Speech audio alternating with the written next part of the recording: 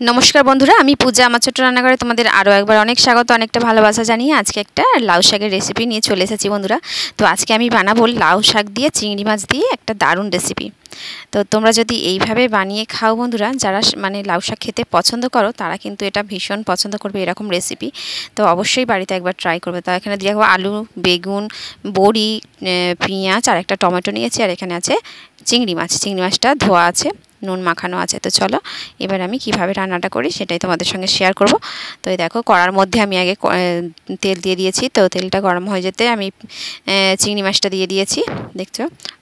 তো চিংড়ি মাছে শুধু নুন মাখানো ছিল। তো কড়ার মধ্যে তেলের মধ্যে আমি হলুদ গুঁড়ো দিয়ে তারপর চিংড়ি মাছটা এইভাবে ভেজে নিলাম। তো আবার কড়া বসিয়ে দিয়েছি সামান্য একটু তেল দিয়ে তারপরে আলুটা ভালো করে ভেজে নেব।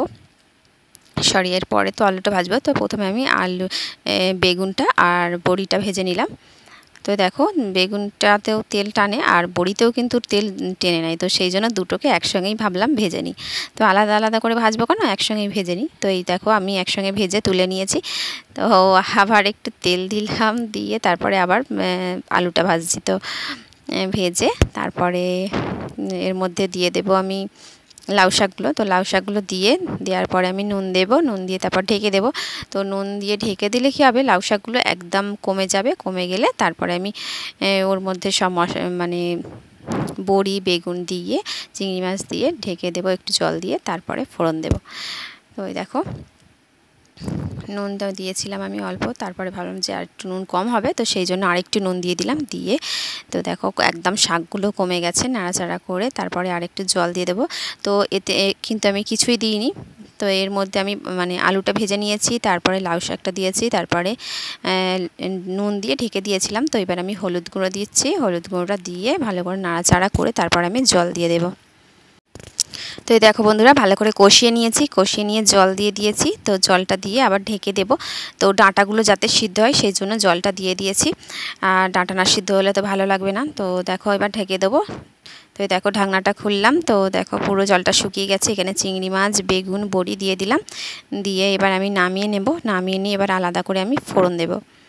তো দেখতে পাচ্ছ বন্ধুরা তো কত সুন্দর রান্নাটা। এইভাবে রান্না করলে কিন্তু দারুণ খেতে লাগবে বন্ধুরা। আর এই রেসিপিটা যদি তোমাদের ভালো লাগে তাহলে অবশ্যই লাইক কমেন্ট শেয়ার করে দেবে।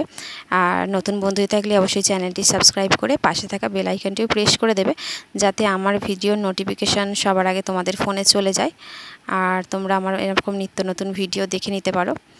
তো এই দেখো পেঁয়াজ দিয়েছি প্রথমে 5 ফোড়ন, 2টো লঙ্কা দিয়েছি তারপরে পেঁয়াজ টমেটো দিয়ে এইভাবে ভালো করে ভেজে নেব। তো এতে আমি দিয়েছি অল্প একটু আদা। তো একটু আদা গ্রেট করে রেখেছিলাম তো সেটাই দিয়ে দিয়েছি। তো দেখো এবার ভালো করে কষিয়ে নিলাম। কষিয়ে নেওয়ার পরে তারপরে এতে আমি তরকারিটা ঢেলে দেব। তো এই দেখো বন্ধুরা ভালো করে কষানো হয়ে গেছে। তো এবার আমি তরকারিটা পুরোটা ঢেলে দিলাম।